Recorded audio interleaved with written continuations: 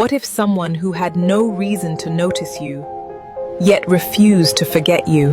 What if a simple encounter turned into a silent obsession? Not the dangerous kind, but the kind that lingers, the kind that returns. The next morning, Zarah Bello woke up tired. It was not a physical tiredness, it was a mental one. You know, life has a way of repeating itself. One has to deal with the same struggle, the same routine, and also the same silent prayer. By 7 a.m., she was already back at the Brew Haven Cafe, preparing for another day. But something felt different that particular day. She didn't know what. Maybe it was the memory of yesterday, that moment, that man. She shook it off. People like him didn't remember people like her. That was just reality. Or so she thought. The cafe door opened. Zarah didn't look up at first. "Good morning. Welcome." A voice paused. It was him, Tunde. He stood right in front of her.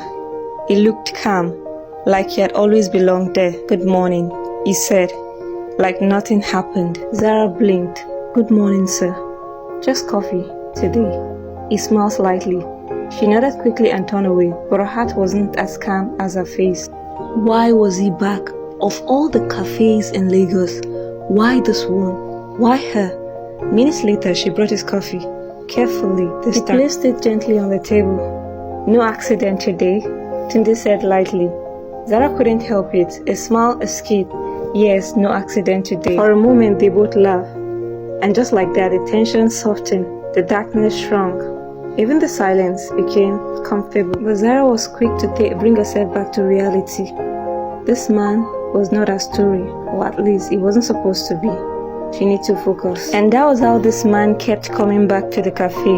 Every day, he would sit on the same table, request for the same thing, coffee, and always had a sentence, "Only if you're the one." And that made Zarah to pause, because this sounded different. It was not rude and it was not playful.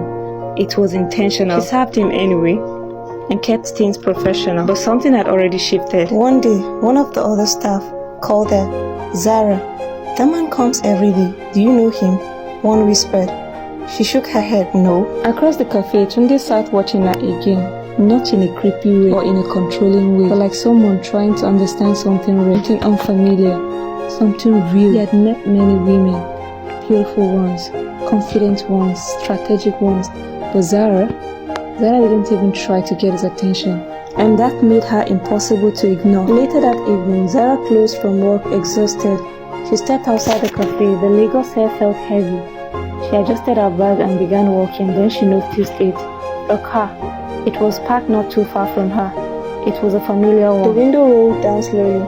12th day. Her heart skipped. It was Tunde again. Zarah hesitated. This was new territory.